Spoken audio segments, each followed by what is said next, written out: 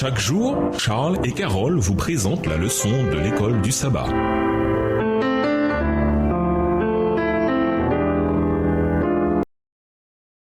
Bienvenue dans votre émission. Dieu nous parle. Nous voilà à la leçon 6. Je me lèverai. Étude de la semaine, psaume 18, les versets 4 à 19, psaume 41, les versets 2 à 4, Deutéronome 15, les versets 7 à 11, psaume 82, psaume 96, les versets 6 à 10, psaume 99, les versets 1 à 4 et Romains 8, le verset 34. Verset à mémoriser. Parce que les malheureux sont opprimés et que les pauvres gémissent, maintenant de l'Éternel, je me lèverai, j'apporte le salut à ceux qui soupirent après lui. Psaume 12, verset 6, version second 21. Le mal, l'injustice et l'oppression ne sont pas réservés à notre époque actuelle. Les psalmistes vivaient aussi dans un monde dominé par ces choses. Les psaumes sont donc également des protestations contre la violence et l'oppression dans le monde, dans notre monde et aussi dans celui des psalmistes. Certes, le Seigneur est plein de longanimité et il retient sa colère dans sa grande patience, ne voulant qu'aucun périsse mais que tous se repentent et changent leur voie. 2 Pierre 3, le verset 9 à 15. Mais bien que le temps de l'intervention de Dieu ne coïncide pas toujours avec les attentes